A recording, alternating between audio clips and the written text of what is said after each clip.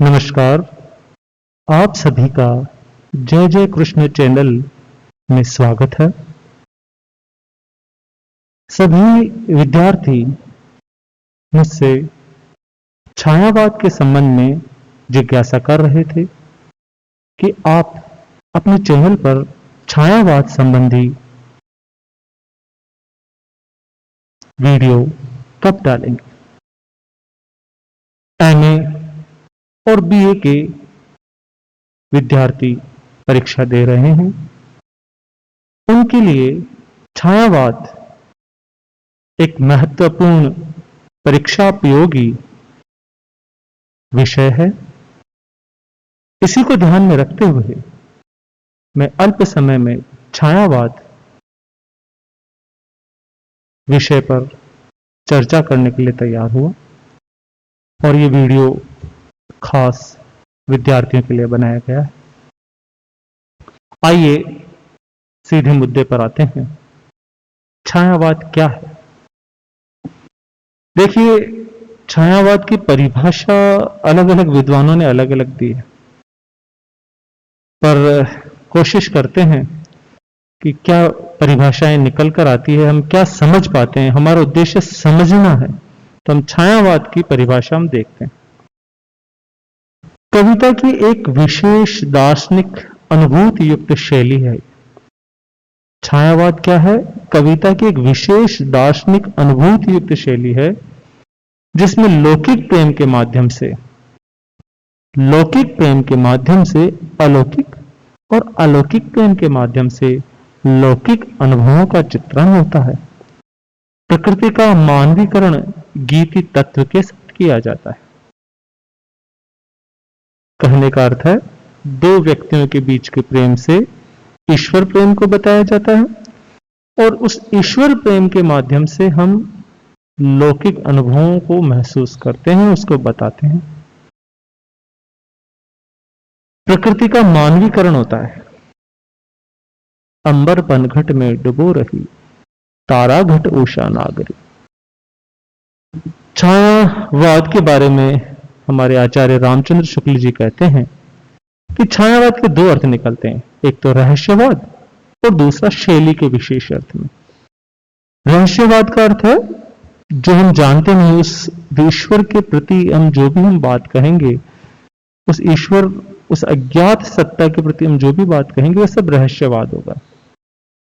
तो एक तो वाद के रूप में छायावाद है और दूसरा स्टाइल ऑफ पोएट्री, शैली के रूप में, कि एक इस तरह से लिखा जाएगा, इस तरीके से लिखा जाए तो वह छायावाद है।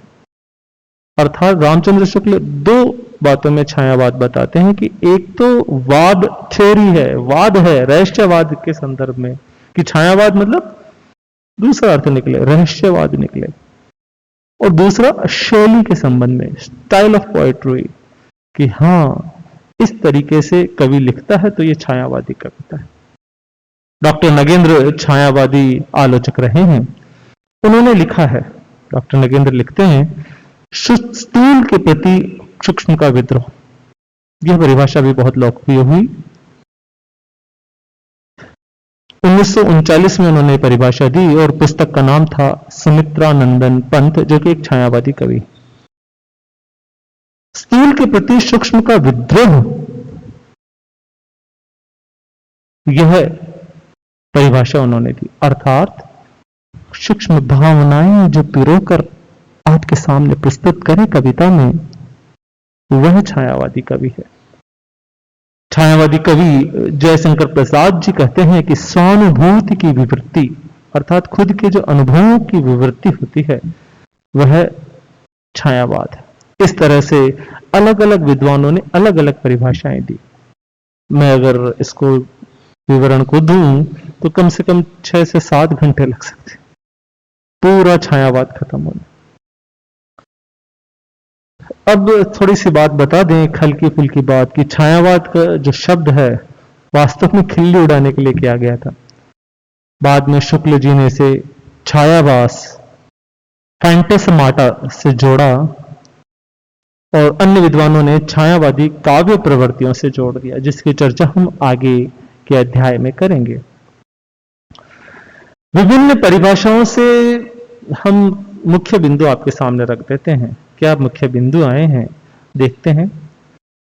छायावाद रहस्यवाद एक ही है, दोनों में आध्यात्मिकता के दर्शन होते हैं। छायावाद एक विशेष शैली है, स्टाइल ऑफ पोइट्री, स्टाइल है, तरीका है कविता लिखने का।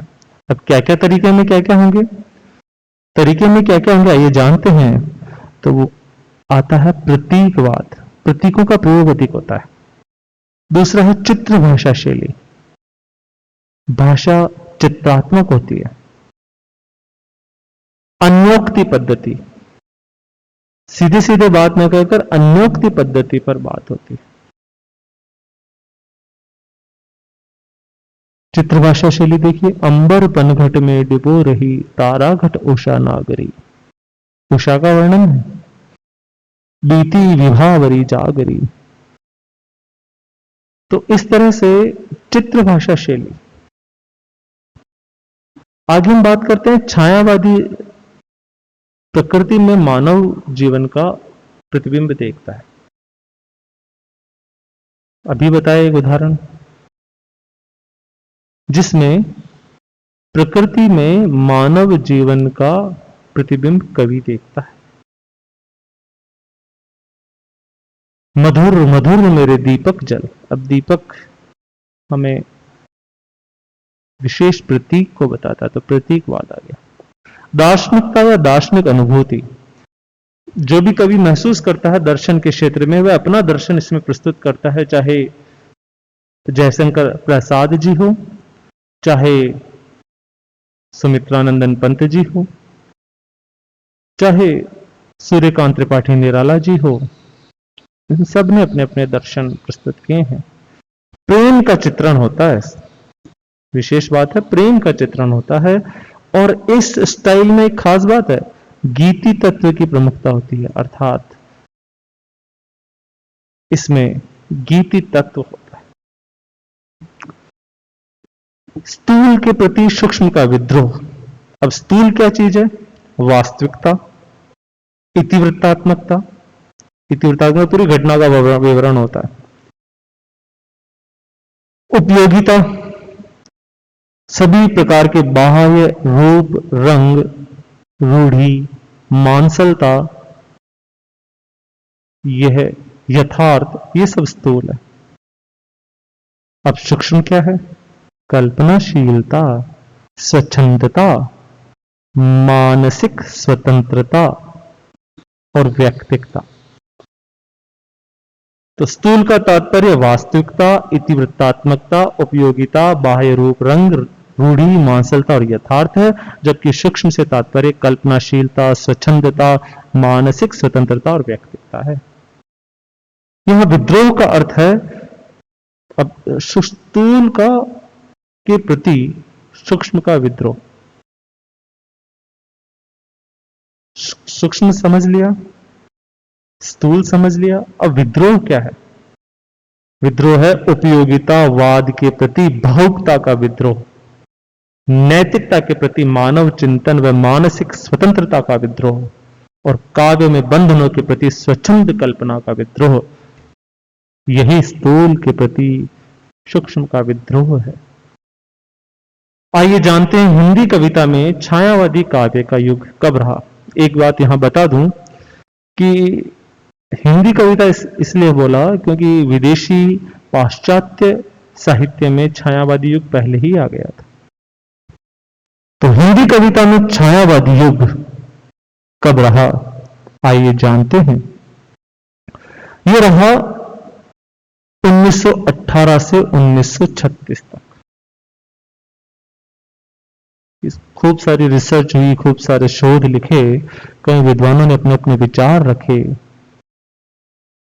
तो छायावाद स्वच्छंदतावादी काव्य धारा की विकसित अवस्था निकलकर सामने आई। छायावाद स्वच्छंदतावादी काव्य धारा की विकसित अवस्था है।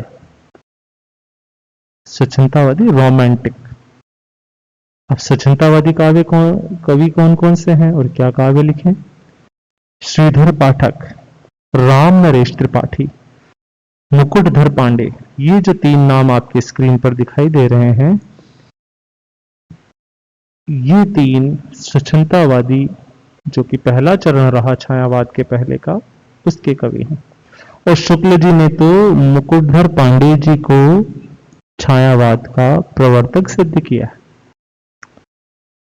जब दूसरा चरण छायावाद परिपक्व होकर आया, वास्तव में छायावाद आया, वास्तविक छायावाद, उनके प्रमुख कवि आए प्रसाद जी, पंत जी, सुमित्रानंदन पंत जी। प्रसाद जी का मतलब है जयशंकर प्रसाद जी, निराला जी का मतलब है सूर्यकांत त्रिपाठी निराला जी, और महादेवी वर्मा जी। इन 4 प्रमुख कवियों ने दूसरे चरण की स्थापना की। पंत को प्रसाद की रचना झरना के प्रथम संस्करण की 24 रचनाओं में छायावाद नहीं दिखा। पंत जी ने जो अपना विवेचन किया उसमें कहा कि झरना में छायावाद नहीं है। लोग झरना से छायावाद मानते हैं, परंतु जो प्रथम संस्करण 1919 में प्रकाशित हुआ उसमें छायावाद नहीं थे।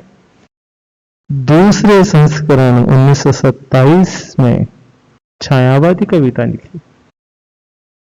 पंत ने वीणा की रचना 1918-19 में की थी, वीणा नाम की कविता की, और निराला जी ने जूही की कली 1916 में रची थी। इसमें रीतिकालीन कथ्य परंतु अप्रस्तुत विधान, ये स्टाइल ऑफ पोएट्री में आ गया। अप्रस्तुत विधान, सीधा सीधा प्रस्तुत नहीं किया गया, छिपा के प्रस्तुत किया गया। अप्रस्तुत विधान, चित्रमयी भाषा और लाक्षणिक वैचित्र्य व छंद मुक्ति आदि प्रवृत्तियों के साथ रचना प्रस्तुत की।